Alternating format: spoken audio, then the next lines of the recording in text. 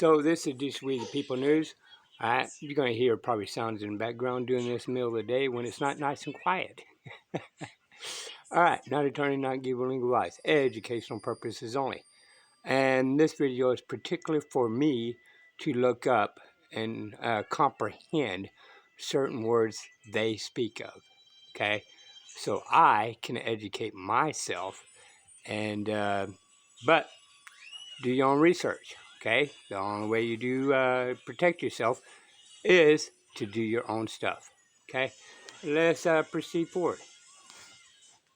The 13th or 14th Amendment. So Ned, look this up for me. 13th or 14th Amendment. When you find it, let us know. Okay, so back to capitis diminutio. Capitis diminutio. Well, there's Maximus, Media, and Minimus. Tell us where it is and what it's supposed to be. Page 25, number 13, section 1. Into the mic, please. Page 25, section 1, amendment 13. Neither slavery nor voluntary servitude except as a punishment for crime whereof the parties shall have been fully convicted shall exist within the United States or any place subject to their jurisdiction. Section 2, Congress shall have power to enforce this article by appropriate legislation. Amendment 14, Section 1, all persons born or naturalized in the United States. I just want to know about the person's health and Amendment 13. Slavery or involuntary servitude. Right. Section 1, all persons born or naturalized in the United States and subject to the jurisdiction thereof, citizens of the United States. Oh, wait a minute, that's 14.1. Neither slavery nor involuntary servitude except as a punishment for crime whereof the party shall have been duly convicted shall exist within the United States or any place subject to their jurisdiction.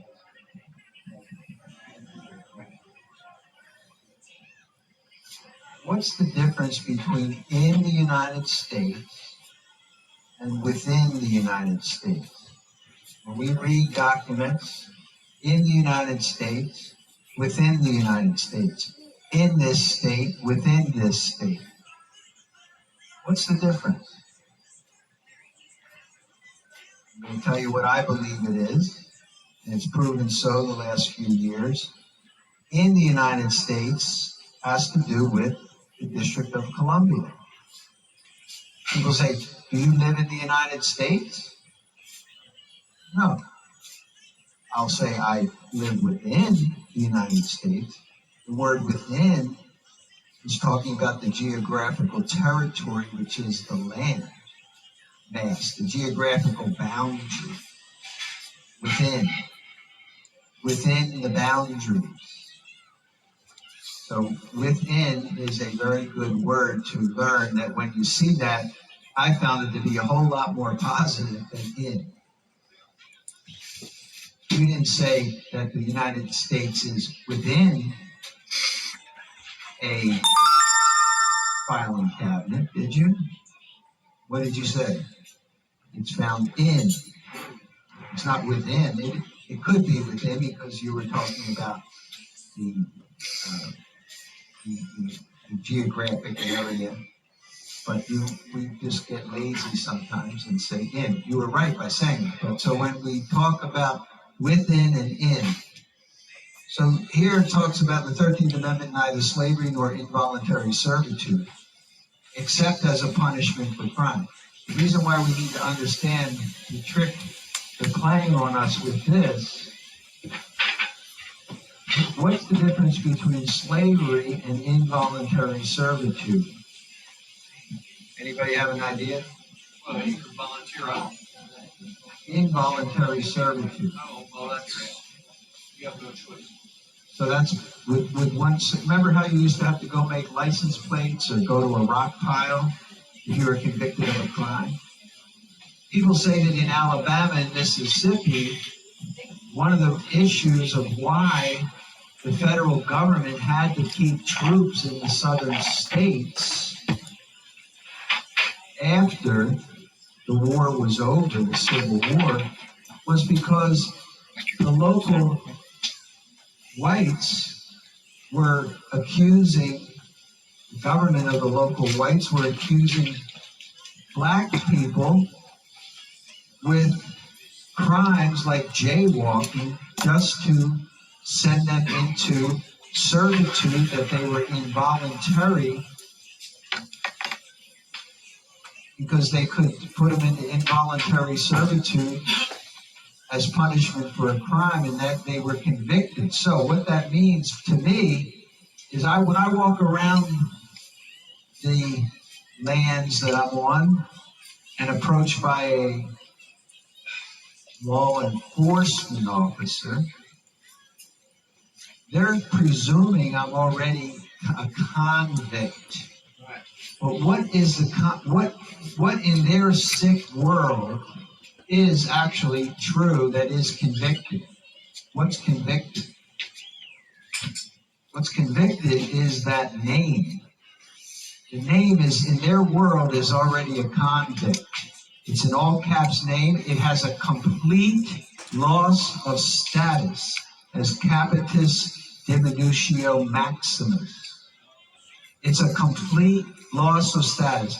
Somebody please read me capitis diminutio maximus definition. Then capitis diminutio maximus. And the reason why, unfortunately, it took us all this time to discover this is because we're proud of our name. They teach us I was in kindergarten, if I'm not mistaken, maybe first grade, and I remember very clearly learning how to write in print in block capital letters. And then when I saw my name in block capital letters for the first time, that was different than normal. And then of course it sounded like it looks like it has strength, but it does have strength, but it's strength in the bonds that it puts on me. And they've used those bonds to then capture my body in maritime jurisdiction for a pretended crime. Define crime. In their world, it's whatever they say it is. Is running a stop sign a crime?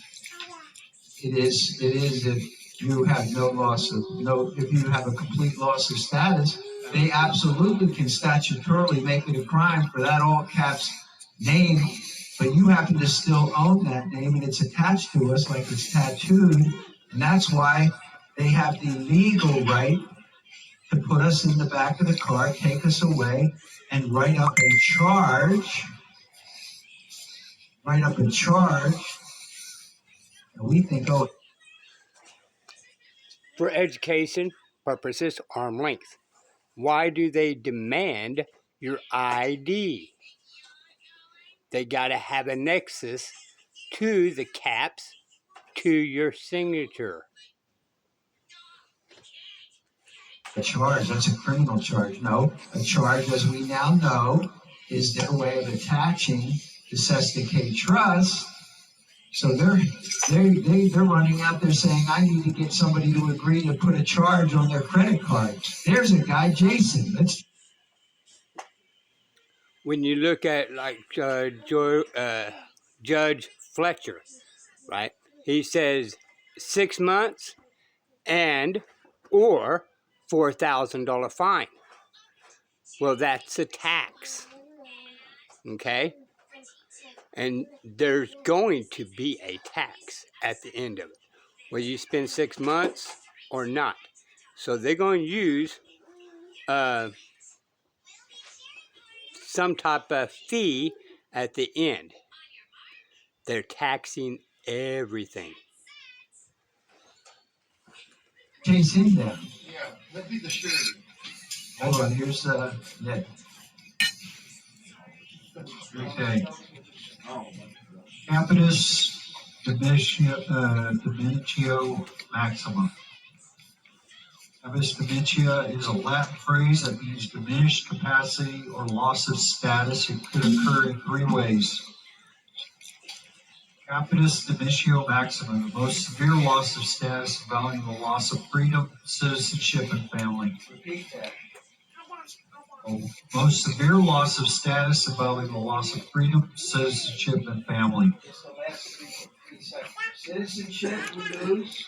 With all caps name. Loses what? Citizenship. Citizenship. Citizenship. What else do we lose? Freedom. Freedom. And family. And family rights. Uh-huh. You can't inherit true land in the all caps name. Which also falls under parents' tax rate. Okay, so now I want you to do a little more work. That is look up Capitis diminutio media. Right here. Right here. So this is part of the three ways. So there's three ways. So the Capitis diminutio maxima, there's Capitis diminutio media, and Capitis diminutio media. But media, a partial loss of status involving the loss of citizenship, the loss of citizenship but not freedom. But not define citizenship.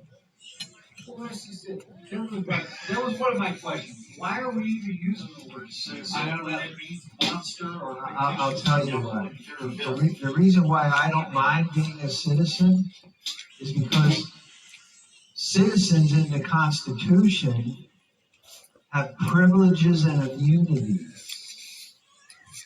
See, we have to put ourselves back in that world when there were all kinds of, and it's still the same today, but we've lost, all the free men have lost their freedom by virtue of being rooked out of it and not realizing through fraud, which is why we have to reclaim freedom. Do we really know that the word citizen was in here or anything? We're going to look it up. We're going to look up, hey, Bill, welcome to the party. Yeah. And don't write his constitution, yeah. So, yes, we can find it. First, let me talk about, let's not, keep the question for later. But I want to stay focused on Capitis diminutio, diminishing the status a lot, total, status a medium amount, and status a minimal amount. Is there a way to not have our status diminished at all? I say yes. So we're going to find out how to recover that. And that's why we struggle against government that is saying to us, we do not have full freedom. We have a loss of status. So Glenn likes to talk about Roman civil law. And that's statutory law. So the moment a statute applies to us, is that by definition a loss of status, a loss of freedom? As a free man, I can choose to move. For people who don't know, ask Google, does the United States use Roman civil law? And Syria and Google would tell you we do. Lose my freedom to a degree. The states were initially sovereign. They agreed to surrender some of their sovereignty under certain conditions. When two people get married, they surrender some of their freedom to each other, correct? And that's one of the reasons there's so much agony, because in their mind, they say, wait a minute, I want to be free. They're in the midst of their relationship, and it's like, I'm a free man. No, when you get married, you lose some of your freedom. Well, also, we know that the registration means forfeiture, all right? So when the mother abandoned her baby, it was registered, all right? When you apply for a marriage registration certificate, a certificate is a proof of a registration. So look at when you register your car, they give you a certificate of title, all right? And so they maintain superior title. Well, anyways, we all know that. But think about a marriage certificate. all right? So you're bringing the third party as a state into the marriage, all right? So then the one that creates the of all the courts, supposedly the one that creates the most freaking bonds is the family courts, and they're the ones that divided the family, put the kids with a narcissist, et cetera, et cetera, et cetera. So when you register your kids at school, what's that? You're forfeiting your kids, right? So they can do whatever.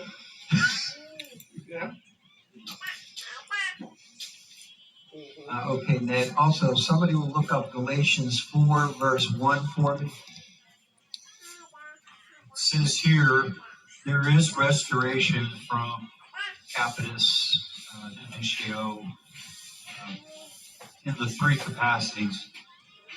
Restoration. Civil rights could be restored in some cases, such as if a prisoner of war returned home, or if an exile was canceled under Roman law. They turned that off.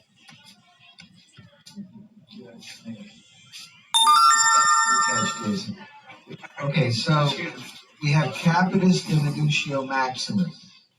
So they capture us with no rights. So the minute they tell you you don't have any rights, and we say, yes, we do, and we hand them a driver's license. The driver's license is written today in all caps, which means that name has no rights, and we're the one who signed it. The signature, we gave power when we signed that. Now, we know that doesn't grant them power, but they can presume they have some.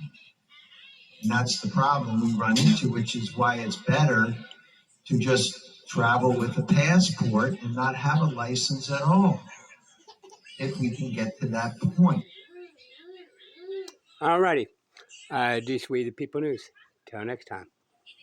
Bye, y'all.